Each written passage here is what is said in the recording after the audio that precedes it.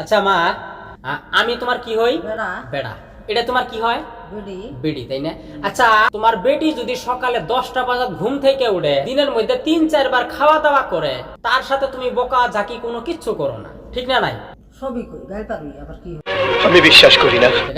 বাড়ির যদি কোনো গরু বাছুর বা ছাগল টাগল বাড়ির ইত্যাদি কাজ কাম যদি একটু কম করে, তার সাথে বেশি তুচ্ছ তাচ্ছিল্য করো না, তারা নিয়ে অত গাওয়াগাই করো না। কিন্তু অথচ তোমার ছেলের বউ, তোমার বেটার বউ যদি একটা কাম কম করে বা একটা খাওয়া যদি বেশি খায়, তোমরা শাশুড়ি গুলা, খালি তুমি বইলা না, তোমার বোন আছে বা তোমার মতো আরো 10 জনের মা আছে, আমি প্রায় ভাগ শতকরার মধ্যে 90% মাও মানুষ, শাশুড়ি মানুষ এরকম হয়।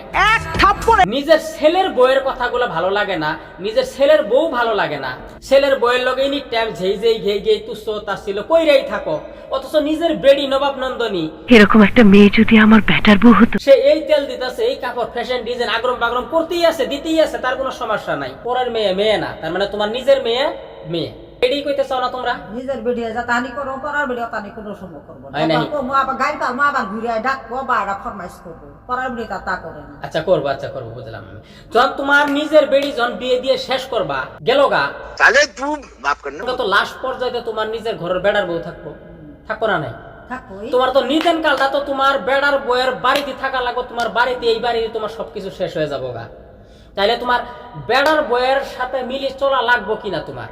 আজকে যদি তোমার বেড়া বউয়ের সাথে যদি তুমি ভালো ব্যবহার করো, ভালো আচরণ করো, তাইলে তোমার বেটার বউ কিন্তু সবার সামনে গুণগান গাবে, আমার শাশুড়ি ভালো, আমার শাশুড়ির কোনো তুলনা নাই, আমার শাশুড়ির মতো মানুষ হয় না। আর যদি বেটার বইয়ের লগে তুমি সেই গেই কইরাই থাকো, একটা সময় যখন তোমার নিদেন কাল পড়বো, যখন তোমার বয়স ভাটির যাবো, তখন তো বেটার বউ তোমারে দেখবো না। তার আগে বেড়া বই কই না কিছুই। এই জিনিসগুলো তো তোমার ভাবা উচিত। ভাবি সবই ভাবি। পরের মেয়ে বাড়িতে আসার পরে সে তার বাবার বাড়ি থেকে যদি কোনো কিছু জিনিস কমিয়ে নিয়ে আইছে বা কমিয়ে দিছে, তার লগে এই সেই ফকিরের মেয়ে, ফকিরনির মেয়ে, এইভাবে চলে ওইভাবে চলে, বাবার বাড়ি থেকে কি নিয়ে আইছো, এই সেই ইত্যাদি তোমার আছে, তুমি তোমার মেয়ের জামাইরে দিলা বা তুমি তোমার মেয়েরে দিলা, তোমার মেয়ের সুখেই তোমার সুখ। যাদের নাইকে তাদের কাছে তো এইভাবে জোরদস্তি করা বা চাওয়া পাওয়া এইসব বাধ্য কইরা কিন্তু নেওয়াটা কিন্তু আমার উচিত ঠিক না।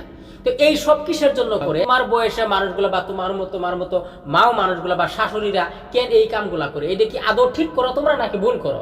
আমার বিয়ে আমরা আমি কোনদিন কইও না, আমি জানিও না। কিন্তু আজকে আমার বোন আছে, আমার মা আছে, আমি আছি, এই কথাগুলো শুধু আমার ফ্যামিলি হিস্টোরি কথা কই নাই, আমি অনেক দেখতাছি এবং আপনারাও দেখেন। আজকে আমার বোনটারে আমি যে পরিমাণ আদর করি, আমার মারে যে পরিমাণ আদর করি, সেও কিন্তু তার মারে, তার বাবারে, তার বোনরে এইভাবেই আদর করে। আজকে একজন পরের মেয়ে, ভাই ব্রাদার মাও সবকিছু ত্যাগ করে, সবকিছু ছাইরা কিন্তু আপনার হাত ধরে আপনার বাড়িতে আইছে। যেদিন তারা নিয়ে আসে সেই দিন থেকে আপনারে কিন্তু মা ডাকা শুরু করছে, আপনার মারে মা ডাকা শুরু করছে, আপনার বাবারে বাবা ডাকা শুরু করছে, আপনার ভাইরে ভাই মানা শুরু করছে। ওই মানুষটার সাথে আপনার কি পরিমাণ চলার প্রয়োজন আছে? ভুল তো আপনিও করতে পারেন, আমিও করতে পারি।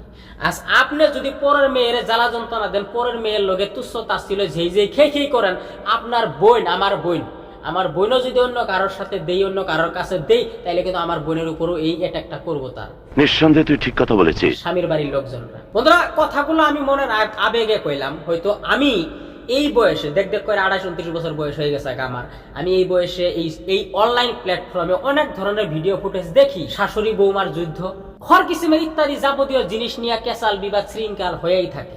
আপনার বোনরা আপনি যে পরিমাণ ভালোবাসেন, ওই পরিমাণ ভালো কিন্তু অন্যের মেয়েরও কিন্তু অন্যরা ভালোবাসে। তো প্রিয় বন্ধুরা, আমি বলা কথাগুলো যদি আমি কোনো কিছু অন্যায় বলে থাকি, ভুল বলে, সবাই ছোট ভাই হিসাবে, ভাতিজা হিসাবে মাফ করে দিবে। গরিব ঘরের জন্ম, আমার কষ্টে জীবনটাই শেষ, খুবই কষ্টে কিন্তু আমি এই সংসারটা, এই ভাই বোনগুলা এবং মার সঙ্গী আমি দিছি। আমি খুবই অভাবনাটনায় বড় হওয়া মানুষ। আমার ভিতরে কিন্তু কোনো হিংসা, নিন্দা, অহংকার কোনো কিছুই নাই, সাধারণভাবে জীবনযাপন করি। ওই রকম রাজপ্রাসাদও নাই, আমার বাড়িতে যা আছে আমি তাই দেখাই আর তাই বুঝাই। আমার কথাতে যদি কোনো কিছু বুঝা থাকেন, যুক্তি বুদ্ধি থাইকা থাকে, তাইলে ছোট ভাইটারে আপনার পাশে রাখবেন। আসসালামু আলাইকুম।